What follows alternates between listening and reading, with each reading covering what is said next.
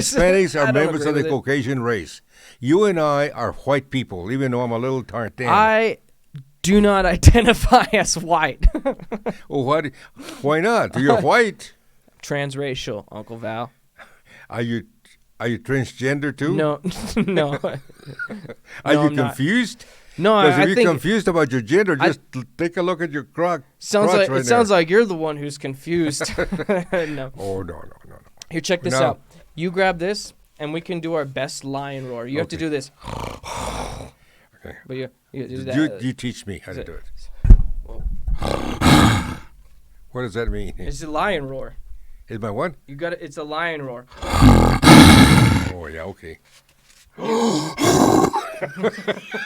That sounds like I'm anemic a little Yeah, bit. try to push the mic back. You got it. You got it. Okay. You do it first.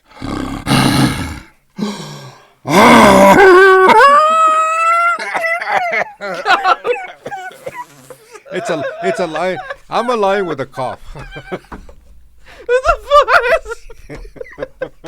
Drink some water, man. Drink some water, Wow. man.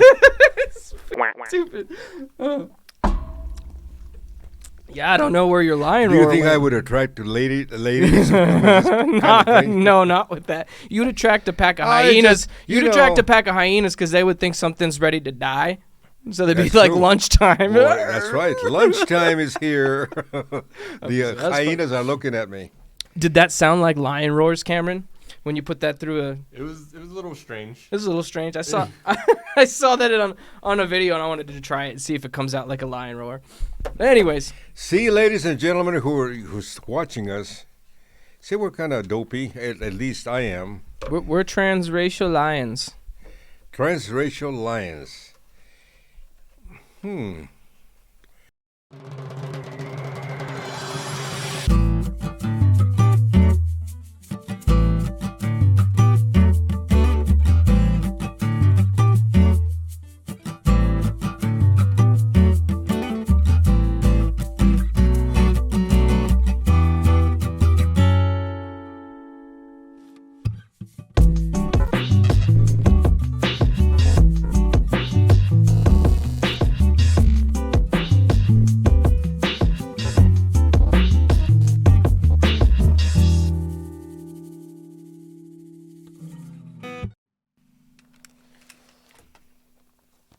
Welcome.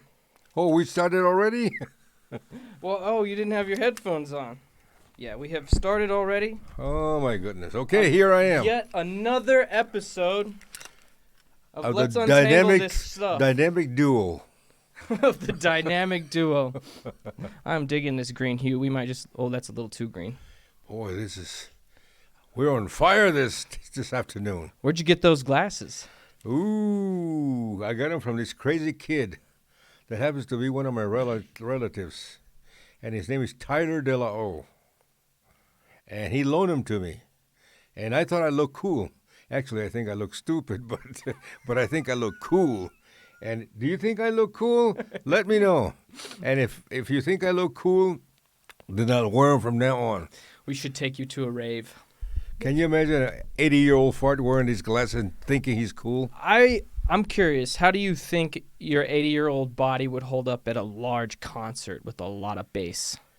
What? A lot of bass, like It wouldn't. it wouldn't. You don't think I you don't could like go a to lot of noise. an electronic music festival? No. That's noise to me. That's Oh, not man. music. Like metal music? No, like EDM, What's that? electronic dance music. No. No, no way. No. I'm from the old school. I like beautiful, melodic, romantic type of music, whether it's Western, whether it's swing, whether it's Spanish, whatever it is. But I don't like a lot of noise. Some music goes from music to noise. That's my opinion. Yeah, noise art. There's a few artists. If anyone wants to check out, we're not gonna play it because it'll put up some copyrights, or maybe we can like mute it or something later. But Do I look cool?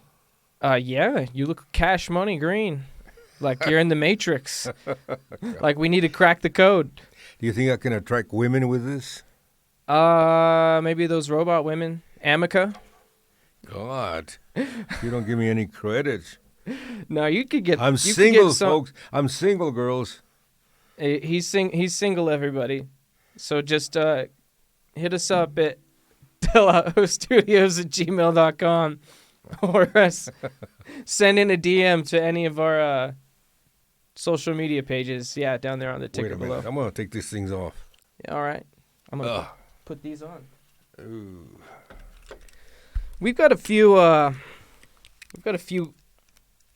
cool subreddit posts selected today. I think we should examine. Now, do I look cool? Yes. Or do I look like a dope addict? You look definitely like a dope addict for sure. Or I just look dopey? No, I'm sure I do. I do have chili peppers. Oh, I have one fan in Las Cruces, New Mexico. Who is that? That's my nephew, Herman Fajardo. Herman Ray Fajardo. He called me the other day. He says, I watch the podcast almost all the time. In fact, he says he's almost addicted to it. Hey, right on. So I said, tell your friends, Herman, because we need the audience. We have only 2 people to listen to us. My mother and Herman Ray Fajardo. Now we have a few people. There's a handful. We just ran an ad and pushed it to a few hundred people to gather data analytics, and it's an interesting journey to see how long people are hanging in and everything. You know, this program, people watch things for different reasons. And I remember Seinfeld, the company Seinfeld. Have you ever seen it? Oh, yes. Bow, bow, bow, bow. Well, Seinfeld, they started the program by saying a show about nothing. And it caught on very well. And I think this podcast is a podcast about nothing. Because whatever we don't particularly dwell in politics or religion or health or whatever the case might be. So every time you and I sit here on this podcast, we don't really know what we're going to talk about. It's picking your wisdom. It's getting our perspectives and exactly. Yes. And once we start picking our brains about something, we develop certain subjects, certain storylines or whatever. And before you know it, it seems interesting, at least to us. But surprisingly, it also seems interesting to a lot of people. You have to remember that we have to speak the common language. Everybody knows about divorce, about marriage, about pets, about health, medicine, cars, being rich, being poor, whatever the case might be. And those are the subjects that normally we talk about. Well, we can get in, and we can try and get in depth with some hard to talk about things too that people might not want to talk about at all. If we start talking about poetry or real elevated subjects, well, that would be all right for 1 or 2 people. But remember that the media is a media of the masses, not a media of 1 or 2 or 3. And you've heard many times somebody saying, well, he's speaking to an audience of 1. I've heard it in the way, like if you or I, we should try and talk to the camera as if we're talking to one close friend. Well, that's right. We're directing our conversation or our comments to a certain person because we're trying to convince that person. But most people listen to you, and if you don't reach them in some way, they're going to abandon you. Quick, it's down to arguably 7 seconds. With today's people. People won't listen very long. I see it with myself, too, on TikTok. I'll scroll, and I try to, pick stuff and put the attention on it to things that are about marketing and producing and stuff that'll help me around here. But I'll notice if it doesn't catch my attention in like 10 seconds, whoosh, I'm out. I was on TV for 25 years, and I normally would start, particularly an interview, like a movie star or an actor or some governor or somebody famous like that. And I would normally start with a provocative question, like I would talk to somebody and I say, let's see. Have you ever had testicular torsion? What is it? Testicular torsion? You've never heard of testicular torsion? No, what is that? Oh, it's a nightmare. It's where the, what do you call the I don't even know my biology. The part that the epididymis is connected to. You've got the testicle, the epididymis, and then the string thing. The two. What's it called, Uncle Val? You're being too generous. The vas deferens. What's it called? The what? The vas deferens. The thing your ball's connected to gets all twisted up, and then it swells up like an avocado. Okay. Oh, yeah, that's something I hope no one ever has to experience. You know, I would start an interview with, for example, a movie star. That's not a question you would start with? No. I would start like somebody, for example, a performer, a singer, a guitarist, or something like that. And I would say, hey, Willie Nelson, or whomever that person might be. I said, have you ever farted on the stage? Oh, of course. Why not? It's so loud up there. And, I'm not Willie Nelson. And you'd be not Willie Nelson, obviously, but have you ever have you ever dropped your guitar on stage? That's have a you good ever question. have you ever gone on stage and your fly was open? Ooh. And in fact, this guy, a very very good performer, a friend of mine who lives in Florida, he told me one time that it did happen to him. I went on stage, he says, and I was singing, and my fly was open. I didn't know it. And somebody passed, a friend of mine, a man in the audience, passed a note to me, and while I was singing, I read it, and he says, your fly is open. Ooh. He says, P.S. I love you. Yes, I love you. Well, wasn't going to write you this note, but after that fly was open, man, I felt compelled. Hey. I fell in love. That's, So here's a good way to get over the fly getting down on the stage is do what the Red Hot Chili Peppers did. what do they do? Yeah, they're iconic for putting their dongs in tube socks and going out butt ass naked and just wearing tube socks, and people loved it. It became like their gimmick, and they started selling out shows after that. And then they eventually just started playing nude. Yeah. I don't know if I would ever do that, but that's some real I don't ass think rock I and would roll. do that only because you have guitar strings and the guitar strings would tangle up with the other anatomy of your Okay. your anatomy, and you would hurt yourself. No, that's a little too far for me anyway.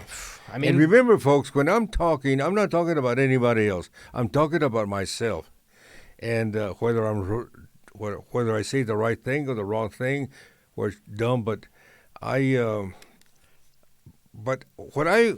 point I'm trying to make is, most people start an interview, like say, whatever the case might be. Frank Sinatra. I never interviewed Frank Sinatra, but I saw him many times, but I didn't interview him. But you would start with, say, hey, Frank, did you ever spit while you were singing? Or did you ever start singing and your fly was open? Some stupid thing. so a woman ever thrown her bra on the stage? Exactly. Did a woman ever throw her bra at you like they do with that other singer? What's his name? Roses?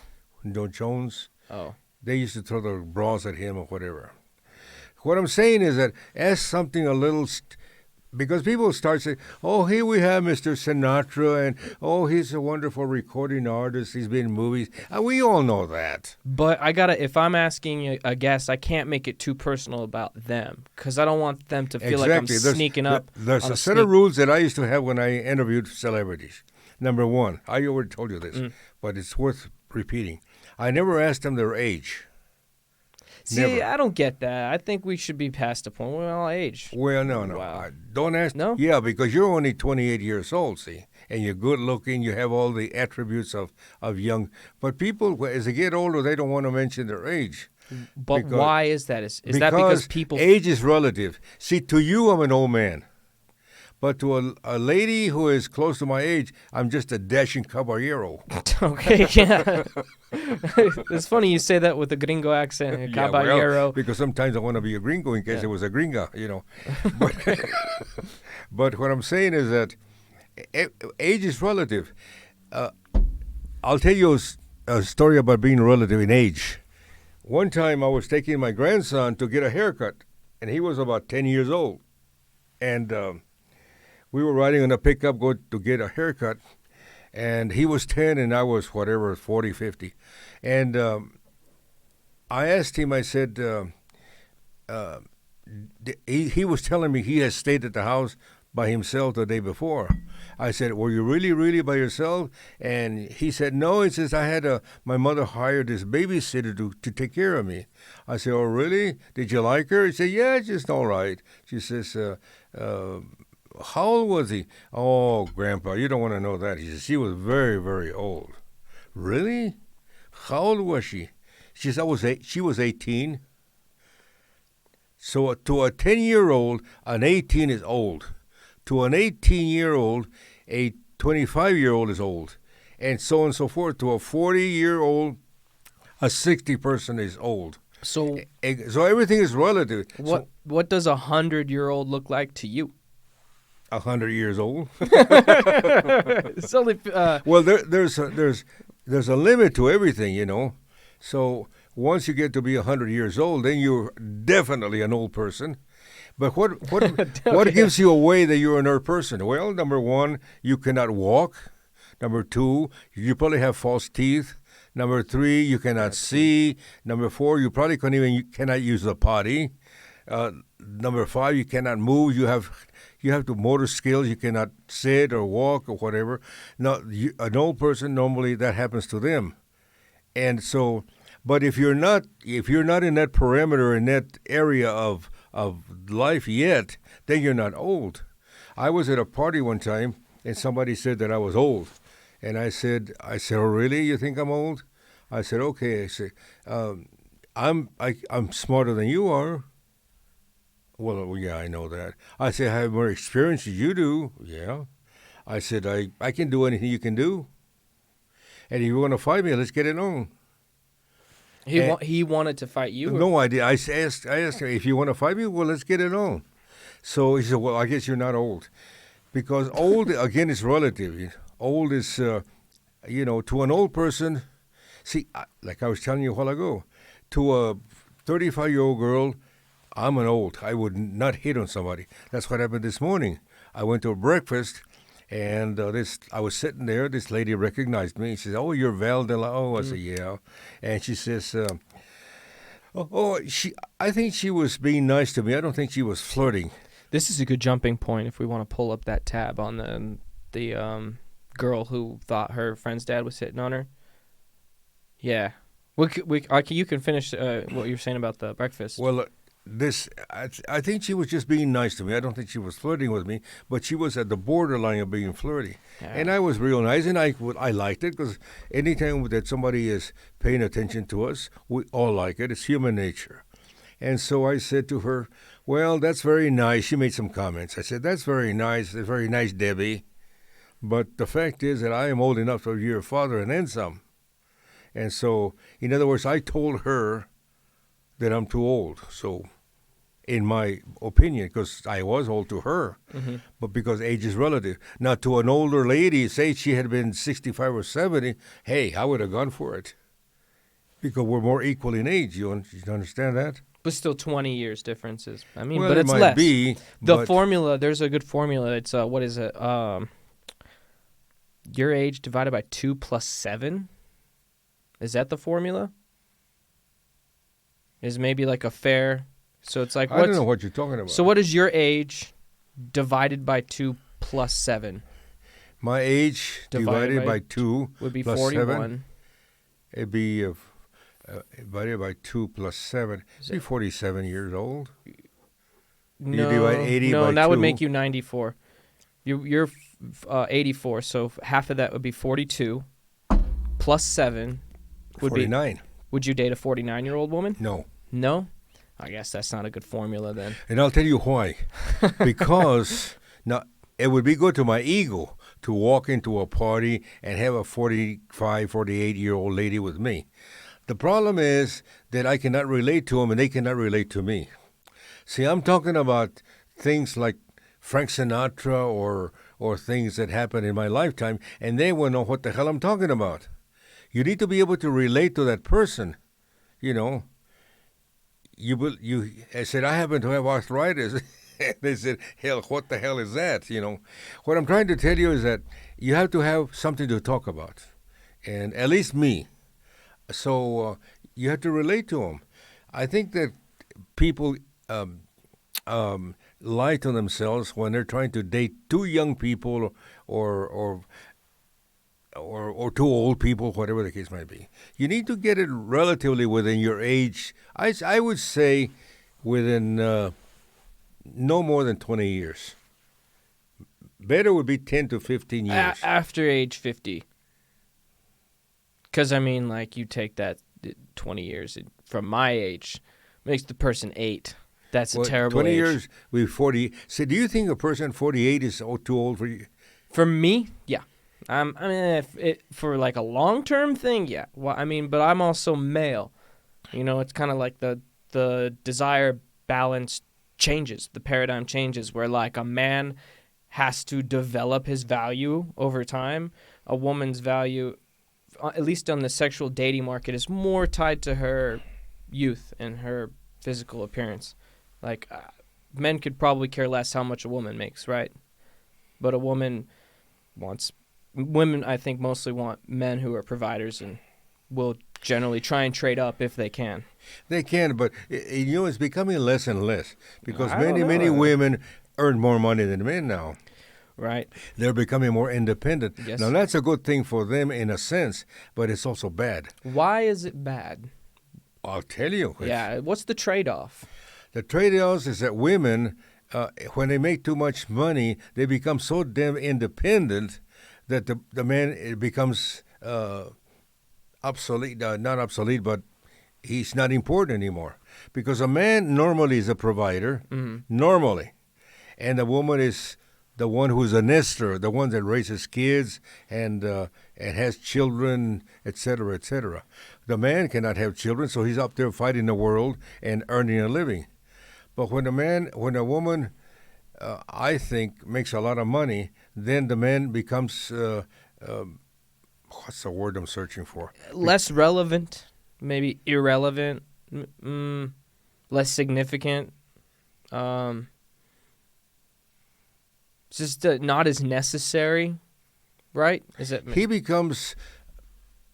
not really much necessary anymore. The only thing he would be providing maybe sex, and that's it. See, he's more of an accessory at that point. Exactly. He's an extension of... Exactly, because what is he providing? Nothing. If she's got more money than he does, what is he providing? Nothing. Is he providing cars? No, she's got them. A house, she's got them. The only thing he's providing is maybe some warmth in bed or something. That's about it. So in my case, and maybe I'm from the old school, but in my case, most of the time, the man would be the provider and the woman would be the nester. I think that's a common structure in human culture around the world throughout the millennia. Yeah, and I think that's how you get a somewhat stable society, because then you... That's true. Yeah. Now, for example, if you are married, say in my house, I'm not married anymore because my wife died. But if I was married, I remember when I was in my house, and say an intruder was trying to get to your house, and there I am with my wife. Mm-hmm. Who do you think is going to get up and fight the intruder? My wife or me? It would fall on you. Yeah. Exactly. That's what I'm trying to tell you. The man is a defender, the defender of his little domain, you know. And now if somebody wants a sandwich at that house. A sandwich. I love when people pronounce that with the G. A sandwich. A sandwich. So if somebody wants a sandwich, who do you think might provide it? My wife, most likely. And if you're going to talk about diapers or children or whatever, most likely that would be a conversation more geared to women. But there is a difference. That's a problem. Nowadays, everybody wants to become equal. You know, they say, I don't even know. The other day somebody said, I saw this on TV. This person said, I don't even know what gender I am. I don't even know if I'm a woman or a man. And I yelled at the TV. I said, well, look at your crotch. Yes, what a curious predicament. Look at your crotch, and they'll tell you what you are. It's you could take the same predicament and apply it to race and even species, and there are people who are starting to feel transracial. So maybe I can start identifying as like an Indian guy, or even people who are identifying as animals and cats. Oh, God. And at what point do we as humans say, well, what is reality? I mean, there's clear biological markers on what's a cat and what's a human, right? So, yeah. I needed a bathroom one day, and I told you the story. There was a woman's bathroom and a men's bathroom, and I needed to go pee. And when I went to the men's bathroom, it was locked. Somebody was using it, but the woman's bathroom was available. And we're talking there's solos, right? There's just one toilet and the bathroom locks. Yeah. Right? So I went into the women's bathroom, and I locked the door, and I used the bathroom. When I was coming out, there was a woman waiting to use the bathroom. Mm-hmm. And she looked at me with this kind of angry face. And I said to her, "Oh, ma'am, don't worry about it. I'm transgender." Oh, please do anything you want. Oh, that's all right then. That's all right. Now, what made it all right? I don't know. It just so happened that I thought about the word transgender. What do you see? Here's the thing, and we can actually pull up some slap videos because I have a joke that I forgot to say it during the last episode. Because with all this, there's a couple things we can tie together. And on this point, you start getting into athletics, and I think we're seeing what actually starts playing out in the real world when we start having people in athletics. And I'm sure you're aware, maybe you're not, the Leah Thomas phenomenon, the swimmer. Have you heard this? No. There's a trans woman swimmer in the Olympics. I've seen her on TV. That just crushed it. Yeah. Well, she's a man, isn't she? Biologically born as a male, decided to transition. She got the muscles of a man. After puberty. So there's like high levels of testosterone. She's still a man. Yeah. I mean, she's got the muscles of a man. And you start seeing like, yes, people want to be equal, but when you start trying to put it into practice, the equality of outcome, it's clearly that the biological male just crushes in that division of women. Well, she's a male. She's a male. And there's another one. There's a British one. Yeah, there's a British one, a British trans woman competing in bicycling So how far do we take this? And this is where I want to bring up some of those slap videos. Can we bring up a couple of those slap videos again? Yeah, we'll go to the Google Drive. There's a little button right there below the search bar. Okay, yeah, you got it. So, because in relation to this other Oscars, Will Smith, Chris Rock slap thing, I got inspired to look up, well, is there a time and a place to appropriately slap someone directly across the face? No. Really? There's not a consensual... There's a call of the day. Can we answer it and talk to them on the podcast? I could let me see. Tell them, answer it and say, hey, you're live on the internet. Tell them they're live on the internet. Hello? Hi, you're live on the internet. You're live on the internet right now. This is being recorded. It's being recorded. This is a podcast, so watch your language. We have our first caller, guys. I'll be home about 3:30. Does he have any life questions? I'll be there tomorrow. Okay. Can you ask him if he has any life questions? Do you have a question for me? Any life questions? Any light? Oh, he hung up? Yeah, he hung up. Damn it. He got scared. Got so close. You know, I was thinking about that. Can we put that on the side? We could answer it and try and get your family members to engage. Let me see. I was thinking about that Kathleen Jenner. You can... Oh, snap. That's making you log in? That's gnarly. Is it not letting you watch the videos without logging in? Okay, here we check this out. So this is the female slap fight. Arnold Schwarzenegger is in the background. This is the Arnold Classic. So this is SFC, the slap fight competition. It's an actual competition. Ooh. Yeah. Ooh. Can we get a little volume on that, please? There's Arnold's face. It's Josh. Josh. Adriana's good to go. Now it's Yulia to receive. You want to throw your headphones on to hear the slap?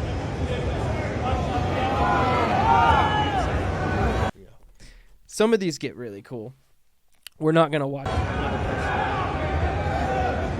Oh my God! You see Arnold Schwarzenegger? What a slap! There's a reason she's 1-0. Oh my God. Here's Yulia. So I ask again, is there an appropriate time and place to slap someone? It seemed a little high, didn't it? A little bit of a headshot in my Yes. opinion. Yes, there is. sign up for the slap. The hair. I wonder if there's a backhand division. I would love to see the backhand division. So let's check this out. So there's men's division, there's women's division, but what about when the people who are transitioning start entering competitions like SFC?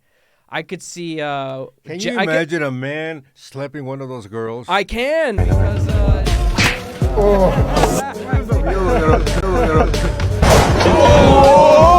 I imagine it would look a lot like that. It would look a lot like this.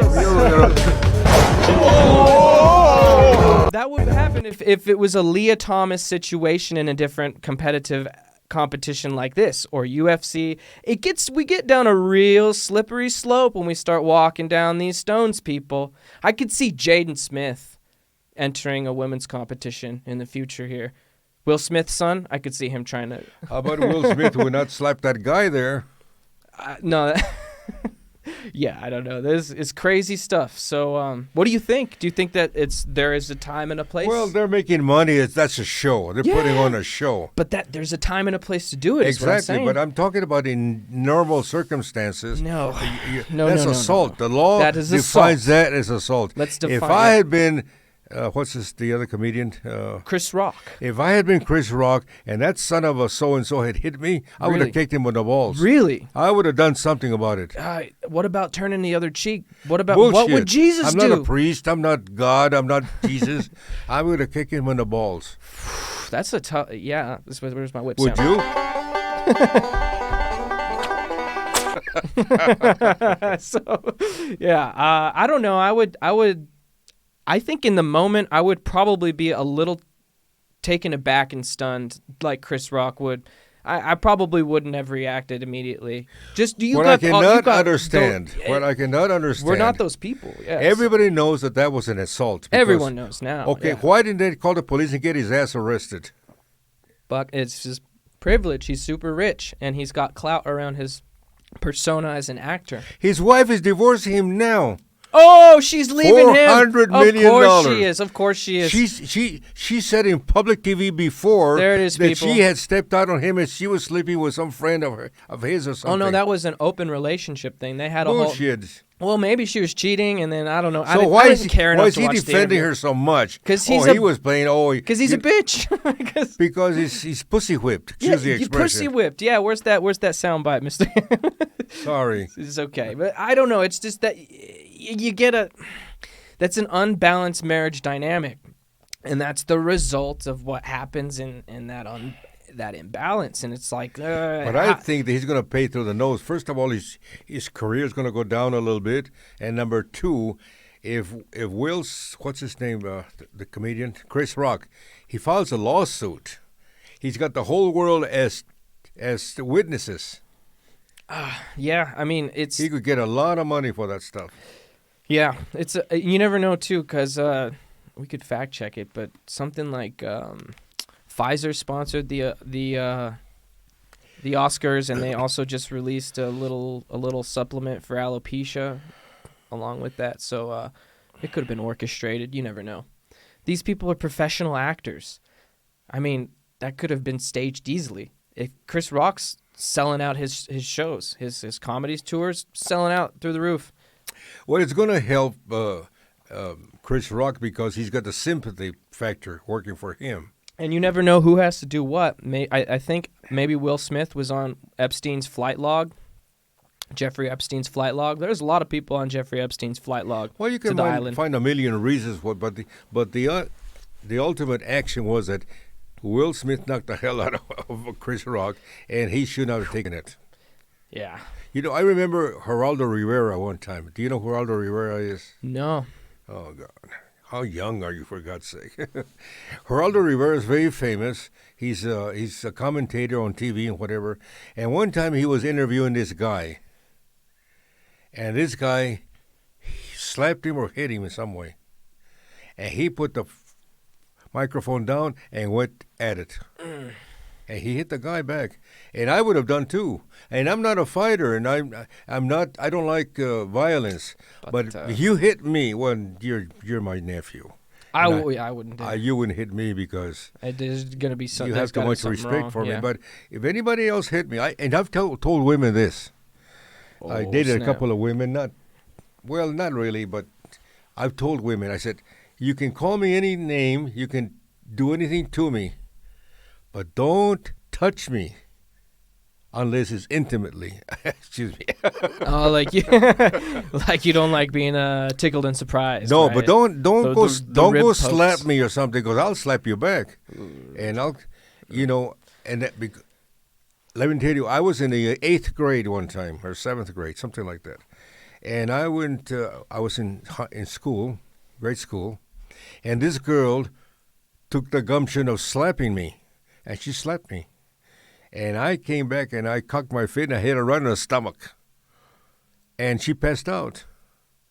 And when they came and investigated the situation, they said, well, she slapped him first. She shouldn't have slapped him to begin with.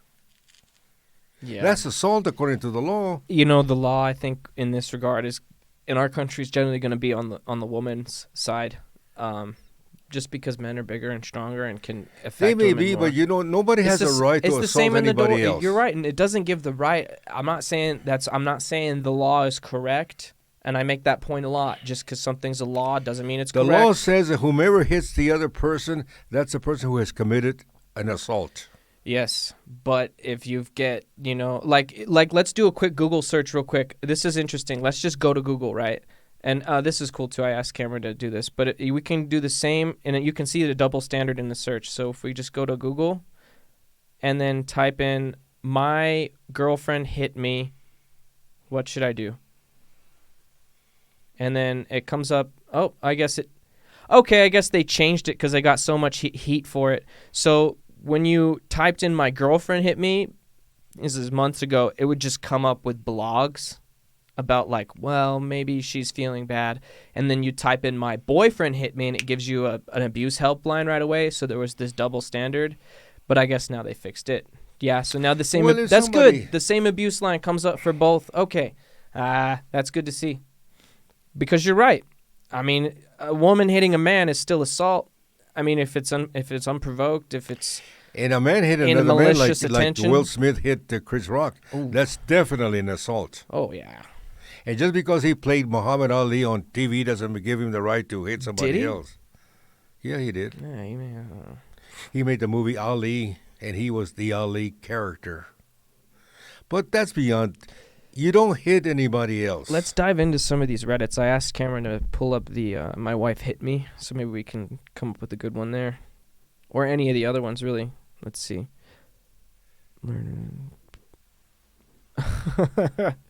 That's an interesting one. My favorite cup. Okay, today I effed up by learning that my favorite cup, the cup that I use every day to drink my morning tea, is causing me brain damage. Today, while scrolling through my Twitter and minding my own business, I learned that there was a study recently that the 1987 Garfield Mug series from McDonald's titled "It's Not a Pretty Life, but Somebody Has to Live It" has been tested and now verified to have over 99,300 ppm of lead and 5,833 ppm of cadmium, which are both to cause brain damage and or potential cancers. So this dude's been drinking out of a mug that has been painted with lead and cadmium, and it's been giving him brain damage. He uses it every day in the morning. Damn, dude. Don't you have more than one coffee cup? Or do you? do. You just have one that you use? Every many day? years ago, I don't know if this is true, but many years ago, they found out that people who went to Mexico and bought pottery, and they use it to cook food or whatever, they found out that pottery contained a lot of lead, and it was hurting people. So be careful. Just because the cup or the bowl looks good doesn't mean that it might not have some minerals that would hurt your health. That brings me to the subject of health. Yeah, be careful because it's like we're being poisoned left and right, people. We don't even know. It's just like they may not have even known that the paint was bad back in '87. Maybe they did. They knew lead paint was bad back in '87, right? Right. What is your name, son? My name is Mr. Rags, a.k.a. Tyler DeLao, a.k.a. the real Vanilla Bean, Lil T Bags. Vanilla bean? The real Vanilla Bean. What's the unreal vanilla bean? It's just like it's just meme stuff. Well, I'm Val DeLao, and I'm a pinto bean. You're right Because I on. love pinto beans. Oh, not because you're Hispanic? No, because I happen to like pinto beans. But I'll tell you one thing. The other day, somebody was asking me, because, a lot of people eat a lot of fancy food. And, eggplant parmesan and all that stuff. And I happen to like it too. But really, the staples that I like is pinto beans, potatoes, red or green chili, and tortillas. And that's it. I could eat that for the rest of my life and eat nothing else. Maybe a little piece of meat now and then, but that's it. So you limit the meat, the lean Because I don't like to eat a lot of meat because it's not very good for you. Meat is good, but I'm not a vegetarian either. But a lot of meat, some people eat a lot of meat. Like every meal, I kind of try. That's just not, that's not any good. Oh, okay. But some people don't eat meat at all. They're vegetarians, and that's kind of bad either too, because they lack the B vitamins and stuff like that they normally get from meat. Besides, meat provides fiber and all kinds of other things. But if I was going to get executed, and they asked me, "What do you want as your last meal?" I would say, bring me a plate of red enchiladas, cheese enchiladas, by the way, enchiladas, with some rice and some beans, and a nice cold beer. That's a fascinating thing. They do give inmates on death row one last meal, don't they? Exactly. We didn't do this before, did we? Did we look into this? And if it did, Can we look up some of it's worth the psycho mentioning killers' last meals? Because there's some. We've done Yeah, that. that Oh, would we've be an done that. interesting We thing. did What that. do people Okay. order for their last meal? What would you order for your last meal? I wouldn't eat. Huh? I wouldn't eat. You wouldn't eat. Why not? What? Why is the You point? were just scared? No, I mean, there's no point. In Are you eating. scared of dying? No, not at all. Well, let me get my pistol out. Make good snuff Well, video. that's another question I think people lie about. I think that we're all scared of lying. Most of us. You scared was of asked dying? to- I mean, I would be I would not very much enjoy a painful, slow, suffering death. That isn't. I mean, like not necessarily it would be a fear, but I mean, like everything ends. Well, you're being philosophical now. We know that we're all going to die. We know that everything ends. But if you really want not to be afraid of dying, or you wanted to die, all you have to do is, when you're driving around, just drive your car into a semi and you'll be dead. That's it. So I think instinctually, none of us want to die because that's a survivorship of the human person, the species, and we want to continue living. I'm a little scared of dying, yes. And I'm scared only because of the uncertainty. You're not sure what's on the other side. I don't. Nobody's ever come back and told me what's on the other side. What's on the other side? Nobody knows. Nah, I mean. But maybe nothing. Maybe just we go back to nothing. Or maybe there is God. I'm hoping there is God, and He will judge me, and He'll do whatever He wants to do with me. I mean, we're here, so who's not to say something like that just happen again? I lost my wife, and I every night that I pray, and I do pray, I ask the Lord, first of all, to forgive my sins, and secondly, I ask Him to allow me to see my wife after I cross over. And I hope He will do that to me. But I don't know if He will or will not. So, that's my story, Morning Glory. I hope you get to see her. So what's your last meal? Oh, yes, so you don't want to eat. I would probably not. Unless I really dislike the guards, I would make sure to ask them for my last meal about 10 hours before my execution so that they'd have to smell my shit when I die. But that would be that would be the only You reason mean I would. really S-H-I-T, really? I wouldn't eat shit. I would eat like something. Maybe that would, like get me some like day old Chinese food or something, and make sure I get that dinner like 10 hours before the execution. Why? so the food has time to digest. Well, Why? you know, Why do you care? You're going to be dead. bowels are released. I know, but why do you care? That goes back to the point. I don't care in the first place, but it's like if the guards are if the guards are being assholes to me, why not eat a smelly meal just in spite? Well, that actually be you would be taking revenge on the guards because if you crap in your pants while you're being executed, you would put the load on them because then they're going to have to clean you. Yeah, that's the That would be a good thing for the guards. Well, I don't know. For you. These are this? Thai chili peppers. They're really good. One of my favorite Are snacks. they going to be real? They're decent. I don't know. I was just watching Passion of the Christ, that movie, with my girlfriend, and it was pretty graphic. But it's like it would be very, very difficult to not do things in spite to the guards, right? Like if you're just being treated poorly. Like there was a prison experiment called the Zimbardo prison experiment, and it was done in the 70s, I think, and this psychologist took a random sample of, normal men.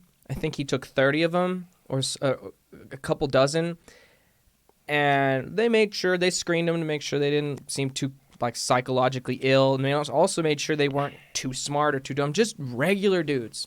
It's 30 of the most regular dudes they could find, and they just randomly split them in half based on nothing, and they said, all right, you half are going to get guard uniforms, and you half are going to get prisoner uniforms. We're heading to the compound. You're going to be the guards, you're going to be the prisoners, and we're just going to observe what happens. And that's all they told them. What do you think happened? What do you think would have happened? I mean, with two groups of humans who were just given those instructions. Possibly the guys with the guard uniforms started to act like guards. But keep going.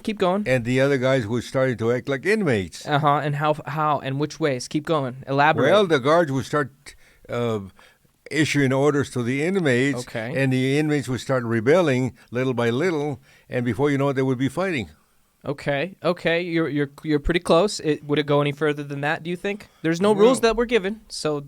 I don't know what would happen, but it seems to me that would be the psychological thing of somebody pretending to be a guard and somebody to be an inmate. Yeah, you're really close on exactly what happened, and we can even bring up the Zimbardo prison experiment so we can get numbers. They gave the prisoners nicknames, humiliating nicknames. They started to create false stories about why they were in prison. Oh, this is the child molester. Oh, this is the thief. Ah, you little thief. And then they started to berate, chastise, humiliate, and even get to the point of torturing the prisoners. And it got so bad. There was some actual psychological damage from both sides that was permanent for the rest of their lives. The researchers let the experiment go on arguably farther than they should have let it go on. They should have ended it, but they let the guards physically abuse and mentally and emotionally abuse the prisoners. Can we see what they did to them exactly? I would very much like to What is it called? Zimbardo. Here, I got you. I could type you. Oh, you got it. It's prison experiment. And it's maybe a quick little... Yeah, so it was bad. There's pictures. It was documented, but it was so insightful into the psychology of human beings that all you have to do is give a human a uniform and watch them go. And this explains things like police brutality. I was going to say that maybe that's what happens to policemen. You put a gun on their hip and a uniform. Exactly. Well, they become judge and juror and everything in their head. It has happened before. But on the other hand, if there's no authority, then the other guys would do everything they want to. Yeah, let's see. Get this a little bigger. Sweet. What I would have done with this experiment, I would have turned them around after a couple of 2 or 3 months, and I would put the uniforms on the bad guys. I think it only lasted like 14 days. After it was 14 so days, bad. turn them around and make the inmates guards and vice versa. That would be interesting. I think you'd have to have a new batch of people because because they would take revenge. They would know. Yeah, they would know each other. They would power. That would be an unrealistic power switch dynamic you would not actually see play out in real life. Like in real life, you wouldn't see the prisoners riot and then put on the guard uniforms and then $15 a day. Well, this was back in the 70s. If we get an inflation calculator, that might be interesting. I would guess that's probably like $43 today. $43 a day? That's all they got paid? Let's see. Inflation calculator year. In 1970. That's all they got paid is $15 a day. 15, That's so cheap. 100 They got $111 a day. Well, no wonder they were rebelling. Well, no, the prisoners didn't rebel. The guards just started to abuse the prisoners and make up stories. And they actually made a movie kind of like it, and it's a suspense horror called El Experimento. It's pretty cool. Yeah. But so it is anyone can look into that. Well, if to they me, want. that's a form of discrimination. Let me tell you about discrimination. About a minute or two. Yeah. I believe that everybody discriminates against everybody. For example, people say, well, the whites are discriminating against the blacks, or they're discriminating against Hispanics. But if you could erase that type of discrimination in that particular category, next thing you know, people would find other reasons or other ways to discriminate. The rich against the poor, for example. Or what about the tall against the short, or the short against the tall? How about people who drive Fords versus Rolls Royces? How about about people people living that in beautiful... For example, Yeah. why do people do not want to live in... The rich people always live their own communities. Like in Albuquerque, Tanoan, or in Hollywood, they live in Beverly Hills or whatever. Why don't they live here in the South Valley with the poor people, the people who are very rich? Because in essence, they're discriminating. It's an economic discrimination. So the moment that you and I become rich, and we have millions and millions, guess what we're going to do? Probably We're going to buy post this up. Yeah. humongous house. Maybe We're going to not be driving these fancy cars, and we're going to start hanging with rich people. Rich people marry rich people, and poor people have to marry poor people. I just want to say, if anyone wants to support this channel or this project, I'm not going to buy big fancy houses. My plans are actually to develop something like Earthship. And I was going to make a point right now. Okay. The point is that I noticed, for example, and I'm going to apologize before because Yes. some people are going to take offense at this. Always. And I don't mean it to take offense. But I noticed something about black people. Okay. That black people marry black people. But the moment they become very successful, they become movie stars or businessmen and they make lots of money, they married white people. If you look at why, I say to myself, the other day I happened to go to a seniors club and there's some black guys there and I sit with them and we talk about everything under the sun. And we have touched on that subject before. And I had a question for them in a very respectful way because I don't mean anything wrong with it. But I asked my black friends, I said, why is it that the black people are always complaining about white people, but the moment they become successful and famous and rich, then they marry white people? Why then? Is it a trophy? I just want the reason why. Is it a trophy thing? If you marry a white person, then that means you have reached the pinnacle of success? I don't know. I'm just trying to ask the question. Why? If you look at the black people who have become very successful, most of them are married to white people. I don't know. That's a huge generalization. Maybe it's No, something it isn't. common that happens. Sidney Poitier married to a white woman. Let's see. That's a compelling Seri- list okay. there. Well, Serena Williams. That's a Serena Williams, they know her. She's married to a white dude. Okay. This lady who became justice of the Supreme Court, she's married to a white dude. All those guys are married to white people. Well, what if the white people are marrying up? You're looking at it from the black people's point of view. What if the white people are the reachers? Because there's always a reacher and a settler, or usually so. So what if the white people are just trying to get to the level of success? I'll tell you what the white people are. The people who are marrying the black people. I think what it is when you're more successful as a person, you just have more options. I think from a Well, base why don't point they of pick view, the option of marrying one of the blacks? They always marry the white ones. I just think from a base point of view, like you're generally with your community as you start to grow up, and then as you get older and as you get more successful, the options expand, and with those options just comes different races of people. So maybe what you're saying is just they just found a different option.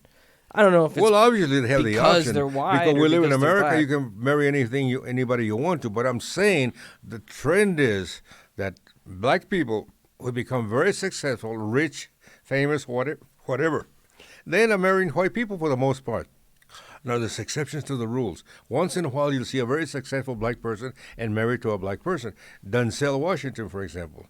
He's a very famous actor. He's married to a black lady, and that's fine. But I'm saying, but all these other black people, once they become famous and rich, guess what? Whether it's a woman or a man, they marry a white person. I think it's a trophy. You kind of did it too. What? You kind of did it too, right? When you had that fling with that white lady, right? What lady? Remember the one that the picture she was on a boat with you? Remember? I don't know what you're talking about. No, never mind. My wife was Hispanic like I am. Right, but the other lady. What other lady? She was Mexican. No, she was a blonde lady. You showed She's me. Mexican. Oh, okay. She was from Mexico. Okay, but that still means she's white. That's a nationality, not a You know race. what? That's another misnomer. The problem is that we Hispanics, you consider yourself On a paper, I write white, Hispanic, and other. why do you put Hispanic? You're a white person. The Hispanics are members of the Caucasian race. There's only several: the black, the red, the black, the red, the white. I don't know. I don't the know. paper they put boxes on a paper. They're like rooms. They say pick a room. I don't know. All I'm saying that the Hispanics I are don't members agree of the with it. Caucasian race. You and I are white people, even though I'm a little tan. I do not identify as white. Well, why not? You're white. Transracial, Uncle Val. Are you transgender too? No, no. Are No, you I'm not. confused? No, Because I if you're think confused about your gender, just take a look at your crotch. sounds like right it sounds there. like you're the one who's confused. No. Oh no. Here, check this No. out.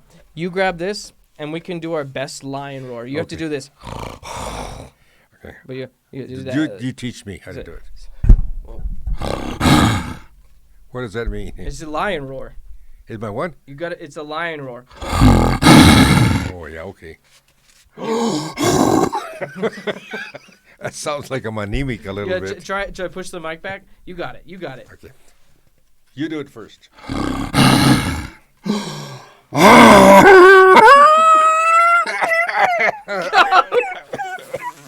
It's a lion. I'm a lion with a cough. What the fuck? Drink some water, man. Drink some water, Wow. man.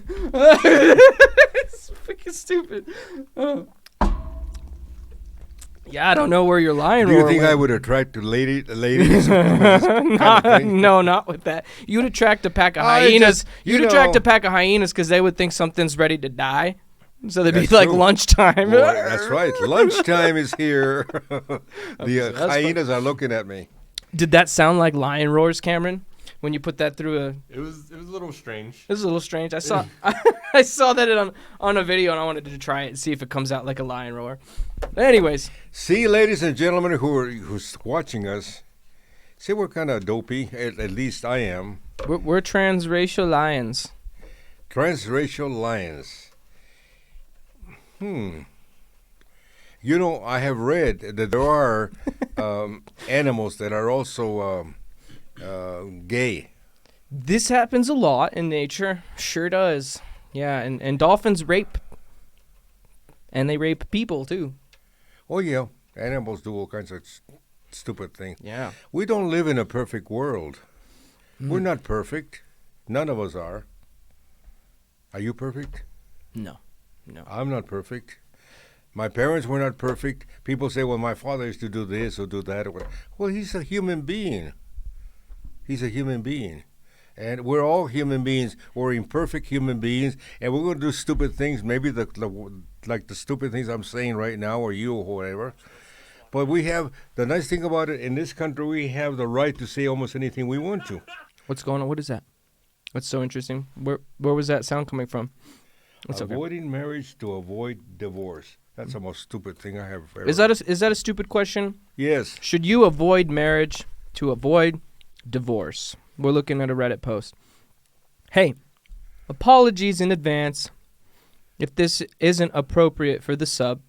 The long story short is I've been dating my girlfriend for nearly a decade. Oh. Damn, dude. Wait, we met in college and we're both currently 32. I've always been lukewarm on the idea of marriage and children. But these are things she definitely wants. Yeah, you better figure that out. It's reached the point of an ultimatum and I feel split. Is that fair?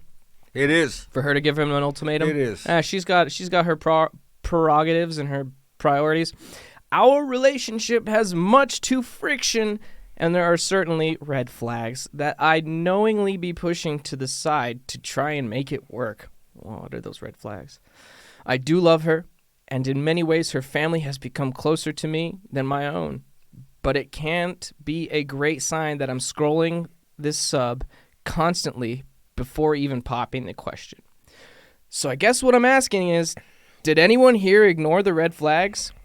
Did you know it was maybe wasn't 100% right moving forward with marriage in the hopes that you could fix it?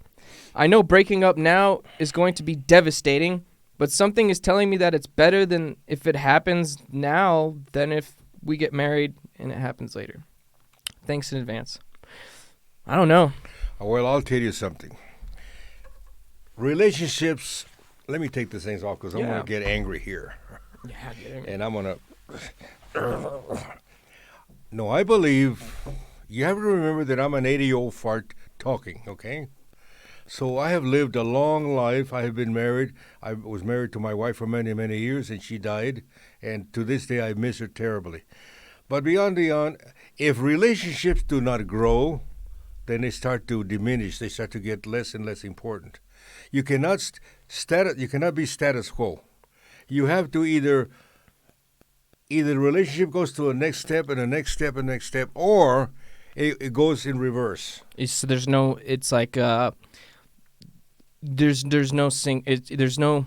just floating.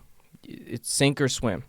Exactly. You if can't you just have a coast on a girlfriend, plateau. for example, and it's either going up or down. You start going with her. You tell her you love her, she loves you, and you do whatever you have to do. And then a year or two or three down the line, you either start talking about marriage and possibly even children, or you're going to regress. And that's it. And then you're going to lose her, she's going to lose you, and you're going to have to go to another plateau. Think of the connection with you and your partner like a heartbeat. If it's going up, it might be going up, and it might be going down, but you can always bring it back up like a heartbeat. But the moment it plateaus... You got it, Toyota. That's the situation they're in. That's a different situation. It's a 10 years. He still hasn't popped the question. I think he needed to put the red flags. I think he didn't express what his red flags were. I think he's just got some insecurity issues about just generally in divorce. Well, he has to think. But if she's been around 10 years, if my parents hadn't gotten married, then and they didn't want children, then I wouldn't be here. We're all part of creation. We're here because our parents got married, or at least they decided to have children. It's even tough. if you're not married. Some people are adopted, don't know their parents at all. It's not always. Well, that's true, but you have to go further. Maybe I'm lost for words here, but either a relationship grows or it diminishes. It makes sense to me. Yeah, it doesn't make sense where we just... And it doesn't matter in what stage it is, whether you're 30, 40, 50, 60, or 70. And you'll see it if you are in a relationship. You'll see it if it's growing. If you decide to talk about the possibility of moving in or doing things together, possibly buying a house together, whatever it might be, it grows, or it gets less and less and less and less. I like that. and to a point where you have nothing. And then you have to take the wishes of the other person. And if the lady wants children and this guy doesn't want them, hey, dump him. Find yourself someone who does. That's fair shout. That's a fair shout. Get rid of him. Find somebody else. He's not husband material. He doesn't want to be, I guess. So Well, then it's dump got to him. be kind of If voluntary. your right? goal is to have children and to have a husband, and your boyfriend doesn't want to become a husband or a father, dump him. It's hard. Find It's yourself somebody else. easy to say after 10 years, hard to do. But people are scared to take that leap. Well, if they you're feel in comfortable. your 30s, you still have time to have children. There are a lot of people who have children in their 30s, even 40s. But you don't want to wait too long because then you'll be a grandfather raising your kids. Yeah, then the kid will get made fun of, and Then you'll go to school and say, hey, is this your grandpa or your father? And you don't want to go through that period. who knows? Let's check this one Life is... I saw something about masturbating here. out. Work found out I masturbate. Now They want to fire me. they want to fire me. Yeah, Okay. let's Oh, look- he works from home. Please don't tell me this was on a Zoom call. I work from home and have been for a while now. Even though I'm an older guy and married, I still watch porn regularly. One day, on a rather uneventful day, I was bored and feeling a little horny, so I decided to go downstairs and rub it out. Go back to work. Life goes on. Later in the week, a cybersecurities meeting I attended, the conversations that were coming up around pornography and sex being directed at me. I became suspicious because even though I don't work in cyber, I do understand that they have use and have threat detection software so they can scan our home networks. I thought I was careful. I don't use work laptop. I'm on a separate network, and that should be enough. ... Not so.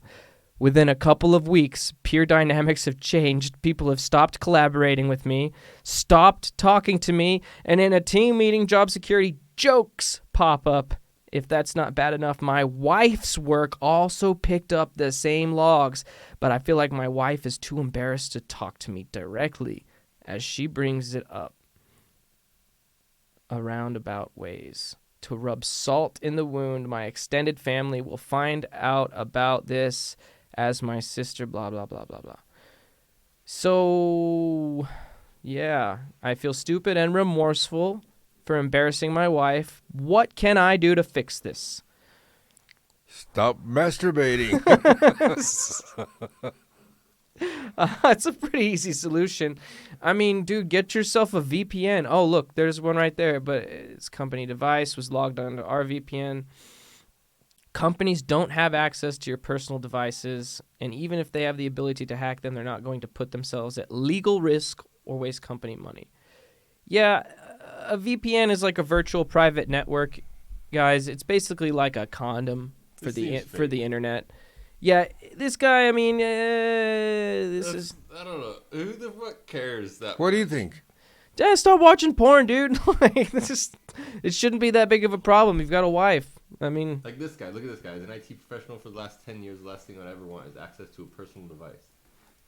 Yeah, it sounds like someone at his work has personal beef with him and is trying to stir shit up to embarrass him. It sounds like a personal, leak of his stuff. And that person must be they might even be masturbating themselves. Yeah, who knows? All right, let's check the next one. I found this one I wanted. Can I refuse delivery on 50 tons of egg futures? You know what futures are? Yeah, like stock options and futures, right? Yeah, they're I don't know too well. Tangible commodities that you trade on. So like iron or copper or Okay, so let's fruit, stuff like that. I guess I'll read it. We'll see where it goes. So I went a bit overboard with the DCE JD contracts, fresh hen egg futures. I took a bunch of drugs and my friend had a bird, and I don't know why, but it made me think of a bird flu strain coming out this year, so I got a shit ton of contracts. Okay, I see where this is going. Turns out I hit the lottery as farmers across the nation massacred their chicken stocks because of the bird flu. I got in at about $3,750 per contract and cashed out at $4,400 per contract. I apparently did not get all of my contracts out, and now I have people contacting me saying I need to take physical delivery of 10 contracts. One contract is 5 metric tons of eggs, 10,000 pounds. So he lives in an apartment. Oh, this motherfucker, I'm sorry, I'll bleep that out. This guy fulfilled tens of thousands of pounds of eggs, and now people want their product, and he can't fulfill it. Is that what's happening, Cameron? Yeah. Is that what I'm He getting? bought a bunch of eggs basically, and people want to deliver the eggs to him, but he can't take the eggs. Oh, they want to deliver eggs to him. Yeah, because he bought the contract to the eggs, you know. Oh. But he didn't close out. He says You just lost me. Yeah, it's lost me too. This is kind of like this is a financial kind of sector thing, because this is important for people who are trying to invest in stuff. Because Ryan has played around with these things too. You buy a contract for something that might happen in the future, and if it happens, then you bank out. Exactly. Yeah. Exactly. He forgot to close out 10 of his contracts though, so now they want him to fulfill his contract and take the eggs that he bought instead of closing them out. You know what I mean? I would take all. What I would do is I would rent a like a somewhere like a storage box or something. That's a lot of eggs. That's a lot of eggs. You got to make content. You got to get some cameras, and you got to do something with those eggs, man. 1.2 million eggs. 1.2 million eggs. I'll tell you what we can do with those eggs. Well, you can't. Well, because people can't eat them because they had the bird flu, right? So they're bad eggs. So what do we do? What we can do with those eggs? What do we? Yeah, where do you put Let's them? make an omelet and get the hell out of that subject. I think it's boring. I would say make content. Just make videos of blowing them up and stuff. Want to roll through unpopular? My nephew from Las Cruces. We could pick more of the pre-picked ones that from the. My nephew from Las Cruces asked me to repeat the little story that I told him many years ago. Right on. Have at it. And we were talking one day, you and I, about salesmanship. And I told you that the difference between rape and making love is salesmanship.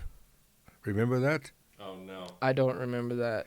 My God. Well, you better remember it. The difference between rape and making love is salesmanship. If you do a good sales job, you don't have to rape anybody. But besides the point. You don't have to. Let's No. You just sell them on the idea.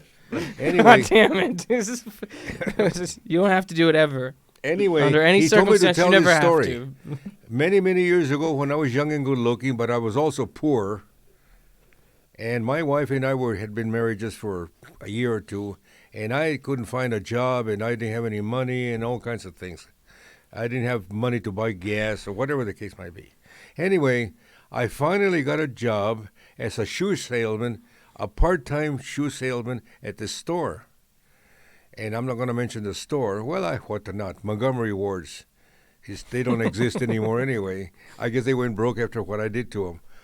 And I was, so we were selling shoes, and one of my sales partners, his name was Ralph Shinneberry.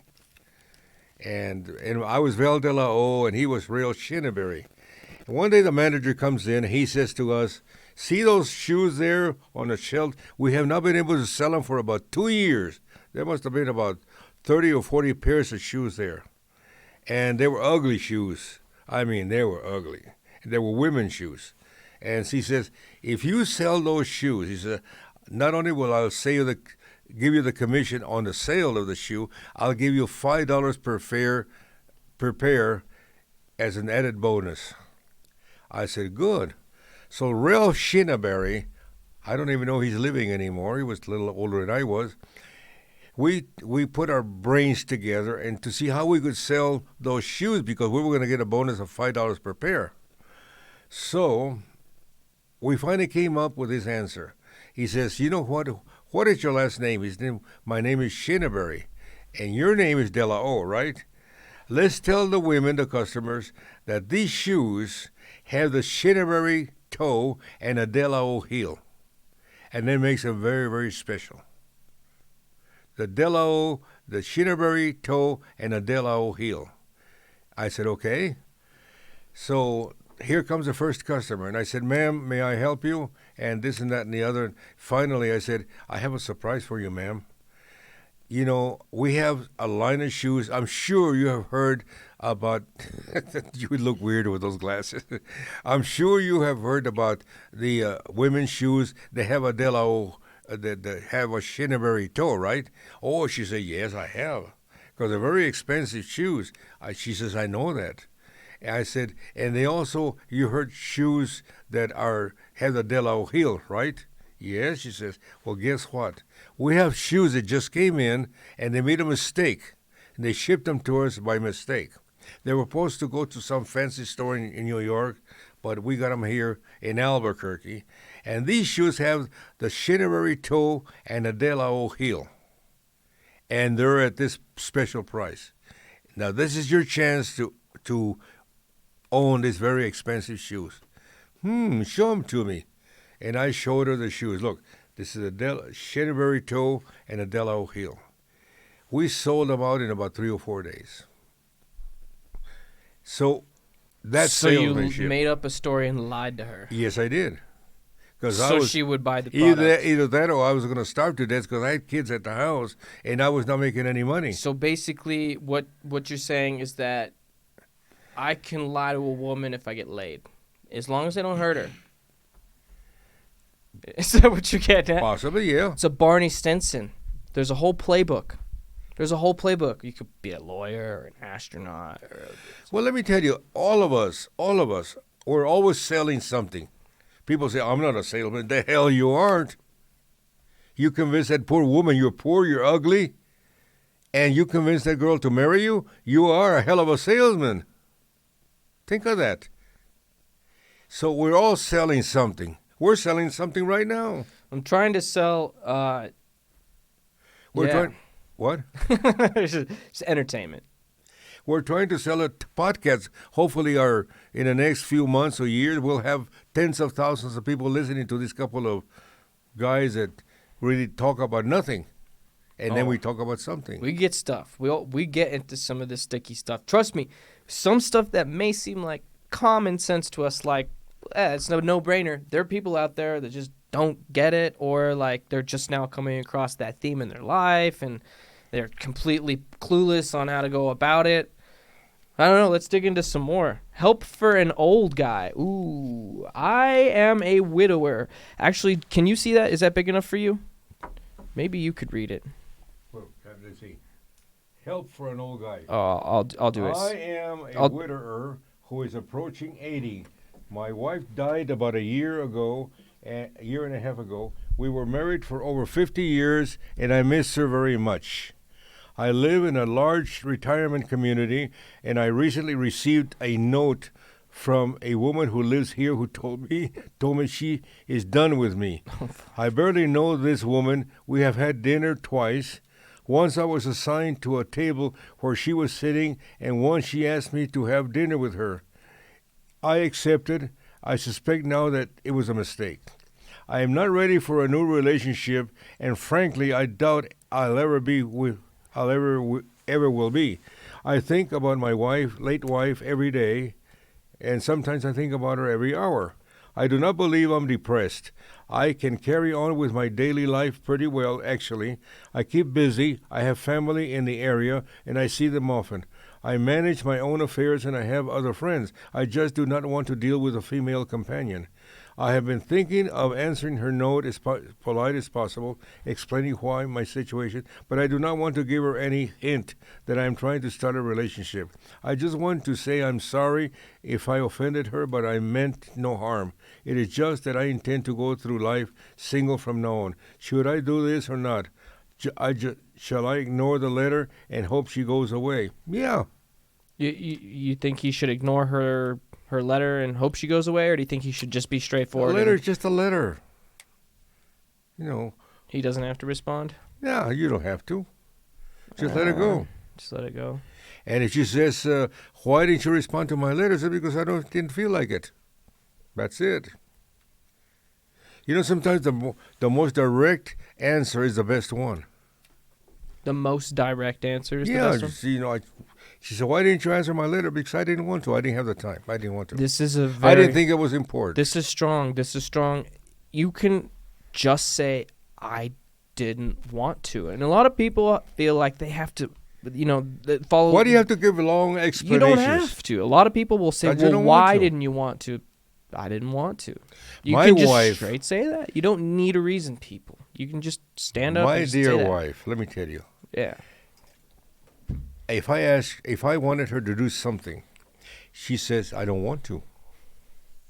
And I said, why don't you? Let me tell you, we were going to Denver, Colorado one time, and we saw a beautiful landscape, and we got out of the car, and I wanted to take a picture of her against the landscape. And I said, would you please stand there so I can take your picture? She said, I don't want to. Why don't you? I want to take your picture. I don't want to.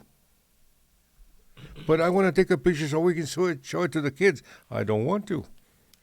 And that's what she kept telling me over and over again. And guess what? I did not take the picture. But I did not get angry with her either. Because she has a right to turn me down. She didn't want to take a picture. And I wanted to take the picture. Well, The funny thing about it, we were both right. but you didn't feel guilty about asking to take the picture, right? No. No. So you should feel completely open to say, hey, do you want to take this picture or take it for me or with me, right? You should feel not guilty asking, and she should have absolutely no guilt saying, no, I don't want to. And that's what she said. I don't want I to. think it's the same thing with sex. That's right. You shouldn't feel bad asking your partner for it if you want it, but you should also not feel bad for saying no if you don't. Sometimes people and sometimes women will say, "Oh my God, he was so direct and so forward and so whatever." He says, "You want to go to bed with me?" And I tell, "That's terrible." I said, "You have the proper answer." Say, "No, I don't want to." And that's it. No means no, and yes means yes. Sometimes no means maybe. No means no. No means no, but sometimes no means maybe. Yeah, it depends on tone. There's a comedian who's got the bit. He does the whole tone. And it's Bill Burr? It's Bill Burr. It's Bill Burr's bit. It's like, no, stop it. No, you're so bad. Like, Well, that means maybe. Well, There's a bit on it. Yeah. well, in that case, I'm you have stealing to, someone's joke. You have to read the body language. You have to read between the lines. Some people will say no, and if you read between the lines, they're saying maybe, or maybe I will do it. I think if you ask once and you get like a maybe, and then you try like ask again, and you don't get any response, just leave it. Exactly. Just If leave they it. tell you 2 or 3 times, hey, no, I don't want like- to, Yeah. then leave it, let I it go. think check the maybe with maybe like a follow up. Like Maybe a later second. on, but if at the follow-up they still tell you I don't want to, Yeah. hey, drop it. Yeah, that's Drop it. fair. You know, when I was young and good-looking, I never insisted on things like that. Because in my case, it was a little bit different because I was a celebrity, and that has certain advantages to attract the opposite sex. You lucky dog. I mean, hey, anyone Well, can true, hope for you know, that. you have fans, you have groupies, and But did you didn't? Were you turned off at the idea of the groupie? Like just oh no, no? no, because to me it was a sign of success. Okay. And, Byproduct. and what I was doing was having an effect on people, and that was salesmanship. So I was selling my show, and the people were responding by creating groupies or sending me fan mail, whatever the case might be. Did you ever have any ladies mail you in like burlesque pictures? I had a few letters that women would send me naked pictures. Full on naked, not lingerie? Yeah, well, very provocative pictures. I remember many, many years ago, this lady sent me some pictures, and, you know, her legs were spread open, and she took some pictures of herself or her Dang. boobs, and they would send me pictures like that. Not too many, but a few. What'd you do with the I still have pictures? them here. Do you want me to see? Keep them. Keep right on the other flap. These Yeah. are my kids, and then these are all the women. They're kind of faded now, but if you want That's funny. oh, That's crazy, though. I'm having fun today. See, now it's And the to think opposite. that I'm not even drinking. Now it's the opposite. The women will send you a link to their page, and they want you to pay them money. Well, in that case, remember that in those years there was no internet. Yeah, that's true. They used to send me the letters by Pony Express. Pony Express. But I had a secretary that's all she did was answer fan mail. Oh, so it was curated for you. So, like, if the naked pictures got to you, your secretary saw them first? But she always showed me stuff like that. Oh, nice. So By the way, that's I'm Val de la O, just in case. Who in the hell this guy is? Damn it, go to Wikipedia, type in VAL space D, and then press enter and see what happens. I have a friend of mine who tells me, you're the only friend that I have that has Wikipedia. Thanks to my nephew, Herman Ray Fajardo from Las Cruces. He got me the Wikipedia. And he had to go to hell with it because Wikipedia investigates you. We had to send all kinds of documents and newspaper reports that I supposedly was famous at one time, see? I mean, you had plenty of I was clout a star and a content. producer of the Val de la O show. Sure. And that is good branding to throw your name right on it. That was a good marketing decision. I used my name to name my show as a defense because the first name I gave it, I was going to be sued by a company in California because they had used the name before, and they thought I had stolen the name. So what I did, my only defense was that since I own my name and you own your name, and I said that was the most appropriate thing to me at that time, like the Dean Martin show, the Frank Sinatra show, the Muhammad Ali show. I named mine the Val de la O show. It was a show in Spanish that was local in New Mexico for about 10 years. And then for the next 10, 12, 13 years, it went national. It was a city in New York, Chicago, Dallas, all over the country. 56 markets and 360 cable systems. Well, see how your nephew went through some paperwork and stuff to get you a Wikipedia. What do you think it would take to get it like a street name? What do you mean? Like a street name. You know how like there's Unser, they're the racing family. I wonder what it would take to get like a Val de la O Street here in Albuquerque or Rio Rancho or somewhere. Well, it would be an idea that you would present to the county commission or the city commission or the councilors or whatever, and they would consider it. And they would have to do some research. And they actually, according to what I've heard, they would have to poll the area, whatever, and to see if they would be opposed to naming that particular street. If nobody opposed it and they kind of liked it, then they say it's all right. But, it's easy, and yet it's not that easy. I don't particularly care to have streets named after me. It was an idea Carla threw out there. But somebody asked me the other day, why don't you have a street named after you, or a mountain, or a dump? Because you never did it. You didn't care to. Who cares? Yeah. Who cares? I'm going to be gone in the next few years, and who cares? In the next 50 years, nobody will know who Val de la O is and doesn't care. Maybe. Even my family doesn't care. In 50 years, you might be gone too, and you're only 28. But you'll be gone too. Yeah. And who cares? Who cares about Tyler de la O or Val de la O? Or...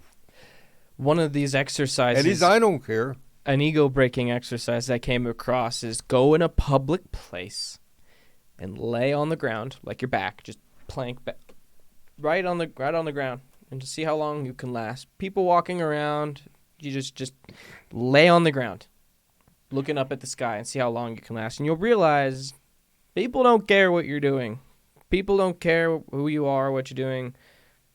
People won't really even acknowledge you if you're in a crowded place. You're just laying on the ground. They'll just walk around you.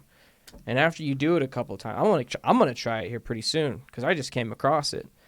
But it's like after that, you can get this perspective of I guess I can go start knocking on some doors or doing this thing or doing that other thing, and no one really cares. Something happened to me one time. I was walking out of the bank. And as I was walking out of the bank, I got some kind of an attack, and I felt very dizzy, and all of a sudden, things started to go black. So I knew that I was going to faint. And I kind of did a half turn, and I was looking for a place to land because I was on the sidewalk. Mm-hmm. And I said, if I hit the sidewalk, I'm going to hurt myself. So there was a little grass on the side of the sidewalk, and I kind of walked towards it, and sure enough, I collapsed on the grass. And I was there, I don't know, 3 or 4 minutes, and I could not get up, but I was conscious, but barely. But I could see people, their legs walking by. It was a bank. And finally, this man came over. And he recognized me. He says, Val, he says, are you all right? And I mumbled something. He says, can I do something for you? I said, 911, 911. I asked him to call 911. And they called 911. But by the time they got there, I revived. And I become conscious again. And I got up and I told him, cancel 911. And I went home. Yeah, somebody had called. And I went home and I called my personal doctor.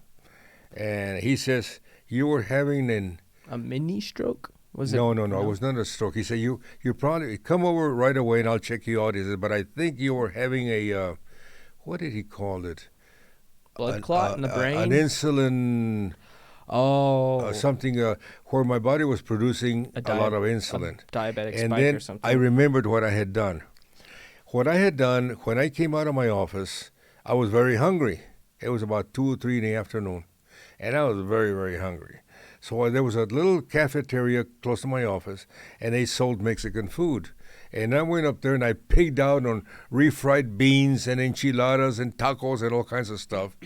And then I was going to the bank. Well, what happened? My body produced a lot of insulin, more so to counteract the sugar that I had eaten. And my body had to. This is a layman's explanation, and he says that I had an insulin attack. In other words, too much insulin in my body. And anyway, what happened is there was nothing wrong with me. It just the only episode in my life where I thought possibly I was going to die. But here I am with you, and I'm sorry that this is a boring subject. But no, it's not boring. I'm just trying to think. Like, yeah, I've seen one of my friends go unconscious that quick. We were standing in Walgreens, and he just closed his eyes. He hit the front of his head, boom, right on the front counter, and then fell backwards and hit the back of his head, boom, on the back of the counter. He was unconscious for a few seconds, and everyone in line just kind of looked at him. And then I tried helping him out. Jose, what are you doing? He woke up. He's like, we got to get out of here. He did my advice to people is, as a doctor now, I tell people, if you ever see that happen, either to you or to somebody else, call 911. My goodness, that's why we have 911. And the paramedics are very good. Or drive them to an urgent care or something? What? Or drive them yourself? No, don't drive them. Why? What No, because they could be dying and a heart attack or something. And by the time they are received and you sign the papers and the insurance forms and all that stuff, the person will die. No. You call 911. The paramedics will come in, and if you have a stroke, they'll give you a shot so you can counteract the stroke. If you're a diabetic, they'll give you right away a shot of insulin, et cetera, et cetera. It's hard to. 911 is a good thing to go to, but sometimes it takes a long time. I think two things we'd all could do is just try and be healthier as individuals, and two, prepare ourselves for that's right. That's a bigger events. Picture. Educate yourself a little bit about response stuff. But that's a bigger picture. But at that moment, when the person drives right in front of you, and they're unconscious or whatever, you call 911. We didn't think that. We were just teenagers. I was at Walmart one time, and all of a sudden I heard the speakers saying that there was a person who had just dropped on the floor, and if there's a doctor or somebody who knew CPR to go and help him. And, of course, I know CPR, et cetera, so I tried to find out what aisle this person was. Walmart is a big store. And I walked up there, and I finally found the aisle that said, he's in G17 or whatever. But when I got there was another person already giving this person CPR. And they were very qualified in CPR, because I'm qualified in CPR, and I know how to use the paddles and all that stuff, But I'm telling you, if you ever see a situation like that, Everybody has a cell phone. Dial 911 right away. I don't care where you are. I mean, it's tricky too if you're not 100% sure what you're doing, because if someone's going down and you The paramedics intervene, know what to do. I'm trying to tell you. I know, but you said that guy jumped in. You were about to do but CPR because he was too. a certain, he could know. A lot of people know CPR. Right, but if you fail at CPR and the person dies, you're potentially liable. No, right? you're not. No, we went No. over this, didn't we? No, you're wrong, Taco Breath. Again? Yeah, you're wrong. You're wrong to and listen to me very carefully. And the people who are It's the listening Good to me, Samaritan Act, right? there is a law. There's a law that every state has, and it's called the Good Samaritan Law. Okay. And you cannot get sued if you try to try to help a person, either give them CPR or whatever the case might be. Even if you did it wrong, they cannot sue you, because under the Good Samaritan law, you are given credit for being a good Samaritan. How effective is that? Can we do a quick little search, please? It's like how effective is the Good Samaritan law in the U.S.? Because you said depending on states, and states get kind of weird with how they choose to run things. What's that say there? For true volunteer emergency assistance outside the medical workplace, Good Samaritan laws generally are effective in supporting dismissal of any resulting negligence claims. However, location matters, McDonald notes. Good Samaritan laws generally do not apply to medical professionals while on the job. Well, when they're on a job, that makes sense. But was I right? Yeah, the Good Samaritan law offers legal protection in the form of exemption from lawsuits and liability, acting as a safeguard to those who help another in a real emergency. There life you're or right, death Taco situation. Breath. Okay, cool. See, I was right again. I was wrong again. Do you see how easily I forget everything? That's why you have me on the show. Yeah. It's not because I'm so smart, because I'm old. What hour are we at? What time are we at? Do we have the timer up still? Right on. No. Now, the Good Samaritan law does not apply to a medical doctor treating his patients in his office. Now, that's a different story. But if you're at Walmart or JCPenney or whatever, and somebody falls before you, and you, as a Good Samaritan, tries to help that person, maybe move them a little bit or something, and they get injured, they cannot sue you.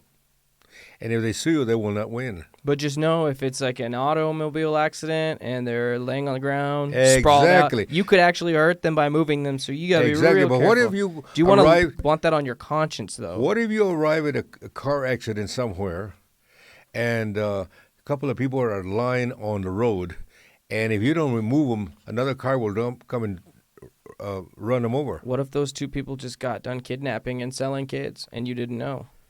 What? I'm telling you, we don't know where everyone is at in their lives, if they're good or bad. Well, at the moment, you What if have you to help make a the robbers decision. get away? And the decision is to help your fellow man because they're in a problem. They're having a problem medically or accidentally or whatever. And you help them. If you help them in some way, whatever you think is good for them, move them or give them CPR or whatever. You cannot be sued under the Good Samaritan law. How would you feel, though, if it was like a really bad person and you just like brought a child predator back into the community? I would know he was a child predator. But you How can didn't. you You didn't tell? have to intervene. Unless he has a sign that says, What if it was I am a... What if it was the universal divine plan for that dude to get in that crash and to just carry on about, and that is so many. Well, you have the we're right... all playing with you the have timeline. You have the right not to assist them. Right? Just as much as you have the right to assist him. Exactly. You have the right to assist them or not to assist them. But if you assist them under the Good Samaritan law, nobody can sue you. I mean, nobody can win the lawsuit. Anybody can sue anybody, but they will not win the lawsuit because the Good Samaritan law will protect you. Or anybody. It's a good thing. And Yeah, all it's a all good the thing. states have it, at least Sure. that I know of. All the states have them. It's a thing because the people probably sued in the past. They had to make it a law because... Now, I had told one of my... this is a joke, folks. Sure, This okay. is a joke. But I told one time, one of my kids in my family, I said, they always look at older people as very wise and stuff like that. And I told her, we were talking about car accidents. And one of the kids asked me, hey, uncle, what should I do if I see a car accident and there's a lot of people lying around on the highway unconscious? What would I do? What do you think we ought to do? I said, well, the first thing you ought to do, now this is a joke though. The first thing you ought to do, I said, go through their pockets and see how much money they had.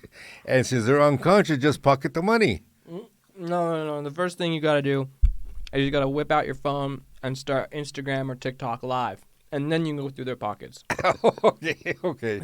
Okay. Well, folks, but that was just a joke. That's all that is. No, you don't even think of things like that. I remember we were coming from Las Cruces many years ago. My dad and my mom. I was just a little boy, maybe 10, 12 years old, and we saw an accident that had just happened, where a semi hit a car loaded with 6 soldiers, and the soldiers. It was a cattle truck, and the soldiers were lying all over the street there, and some dead, some dying, or whatever. And there were dead cows there, and even some live cows that were walking around, etc. And it was a horrible thing. We got out of the car, my dad and I, and we were walking on the highway, and our feet were sticking to the pavement because of the blood. There was so much blood there. It was animal blood and human blood. Oh crap! That's horrific. And it was horrible. It was horrific. But I remember that accident. And how old were you? A kid? I was maybe 10. Wow, that's pretty traumatic. And I didn't think I'd go into the pockets. There would have been too many pockets to go through if there were soldiers in uniform. Is that the most traumatic thing you've ever seen? As far as gore? As far as like... No, well, I've seen gunshots. You've seen people get shot? You've seen the bullet Well, I haven't seen them get shot. I've seen them right after they got shot. And... what happened? Was it someone you knew? Well, when I was a child... Well, by this time I was in high school.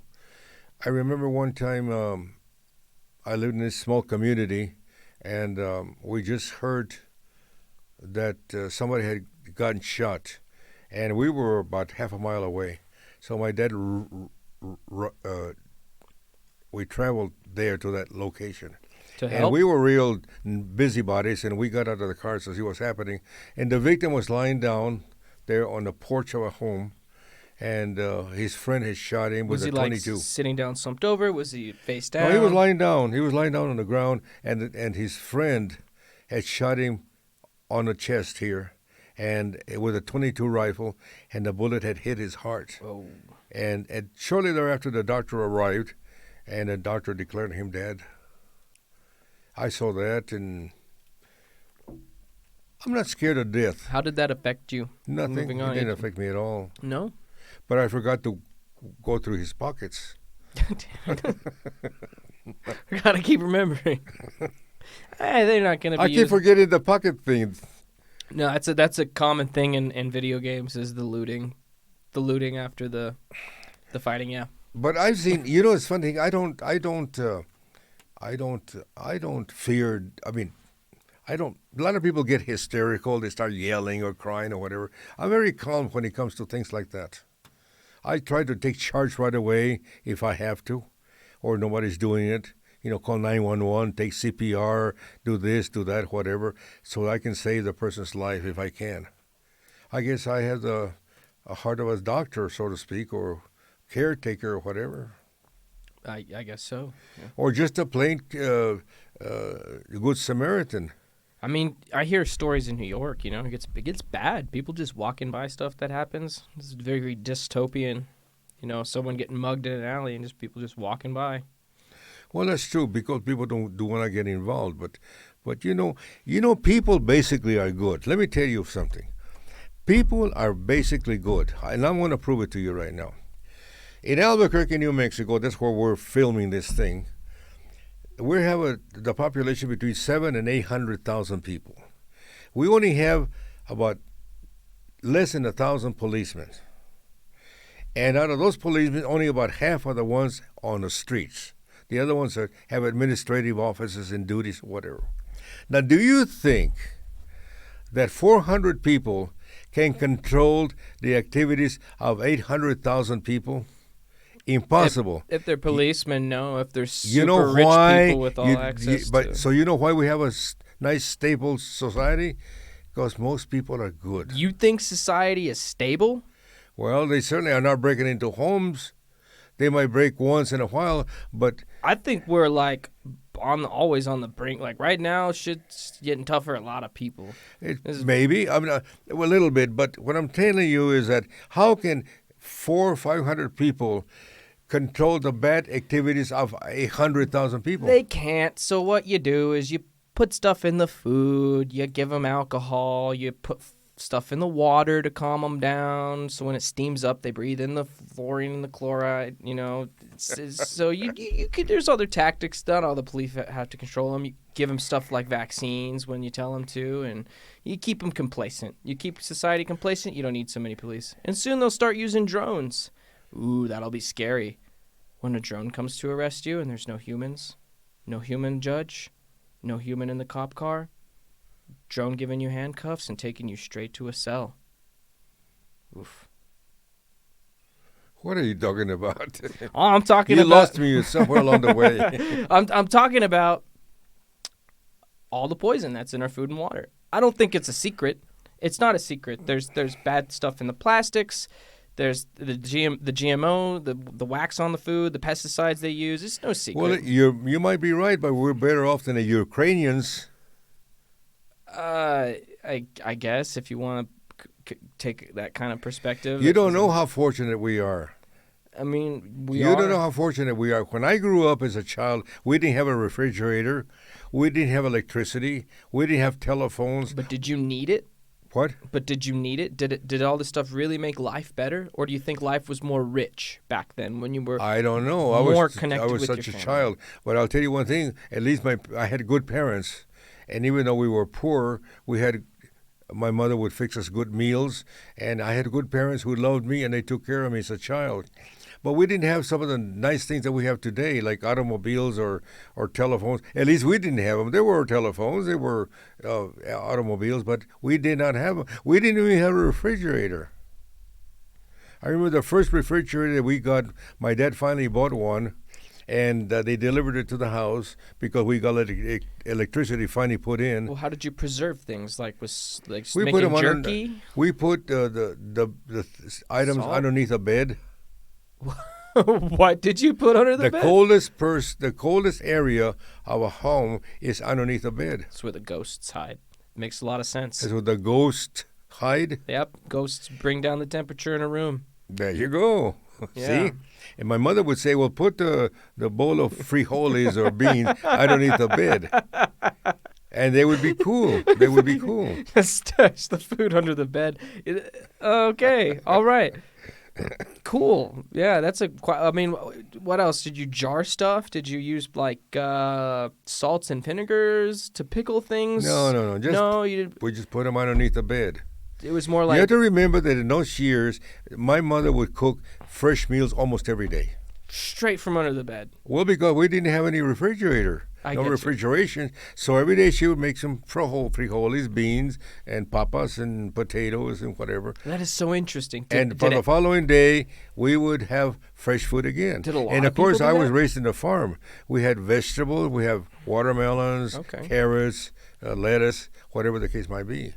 Was that a common tactic that a lot of farmers and people use under the bed, or was that just something your Well, mom did? if you're poor, some farmers did have refrigeration and refrigerators, but we didn't know we were poor because all our neighbors were poor also. But define poor. What is poor? Poor, I didn't know I was poor. Because as long as you have good parents, you're not poor. Because What your if you parents don't will have fight for you, your parents will provide for you, So your all- parents will die for you. So all parentless childs are poor by nature, and What was that again? all parentless children are poor. Is what you're saying? All parents are what? Parentless children are poor. Yes, they are. because they like the most important thing in their lives, which is parents. And by the way, you need the two parents. You know, if that's why I have something against society right now. Men go get women pregnant and they have children and they abandon them like they were dogs. Yeah, but there's also the whole other side where women are expecting like super tens, above 6 foot, making 6 figures a year, and to be subordinate to their feminine requests at all times. Taco Breast. And that's not, so as a lot of women are having children with the men, and then the women dip out because then the men have to start paying them alimony and paying them child support, and that is actually that's true. It's not a secret. You're right, but not every women case. do it. Yeah, I think it happens so much more common than we think. You might be right. 80% of divorces filed by women. You're right, Fideo breath. Yeah. You know what Fideos are? The noodles with cheese. Remember Sally? Do I remember Sally? My mother used to make a lot of Fideos when I was a kid. What? Frijoles y chile y fideos. Y macarrones. Okay. Do you know what macarrones are? They're definitely not camarones, which are shrimp. Oh, but camarones is something different. Camarones y Shrimp. macarones. Macaroni. I didn't even know they existed because we couldn't buy camarones. Macaroons? What are they? We talking about like mac and cheese? Macarones is macaroni. Yeah. You see those elbow macaronis or whatever? Yeah. We eat a lot of those. I had good parents. My dad whipped me a couple of times, but that was his call. That was his call to life, was to beat he children? He thought I had misbehaved, and he whipped me. And I probably did. I probably would have whooped you, too. What? I'm just kidding. I said I probably would have, too. Probably. I'm just playing. And if you have children and they misbehave, whip them.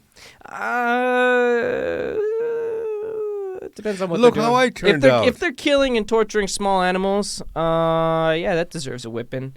No, don't whip them. Don't whip them. If they spilled a drink because no, don't whip them because they spilled the drink on purpose on your keyboard. Well, but if they keep throwing tantrums or something like that, then you have to lay a little force to I don't know. bottoms. I think you gotta be careful because not all people are responsive to that, and I think there's. Well, you have the right as a parent to do whatever you want to. But I have a child. I have 3 daughters, and one of them, one time we were in California, and we were invited to a party at a relative's house, and he had a swimming pool, and my little girl must have been about 3 or 4 years old, and she started into this tantrum and started to cry and cry and cry, and then my wife would hold her in her arms and try to console her and whatever.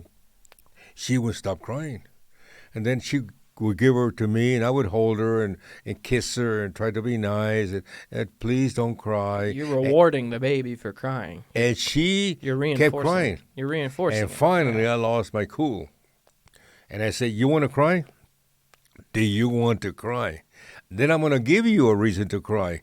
And I walloped her right in the rear end 3 or 4 times. Guess what happened? Guess what happened? She stopped crying. And okay. I think that was the right therapy at the moment. It's arguable. Definitely arguable. I've actually, this is funny because I found a video a while back.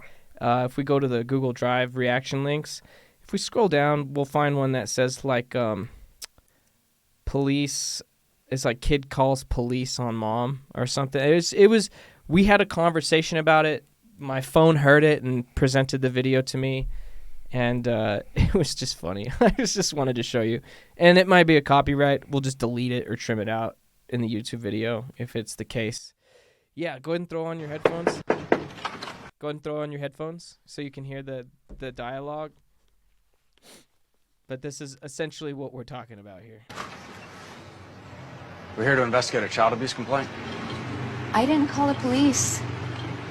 I did. She hit me with a belt. Is that true, ma'am? I found out from Daniel's teacher he's been cutting class. And when I asked him about it, he lied. So I hit him. Come here, kid.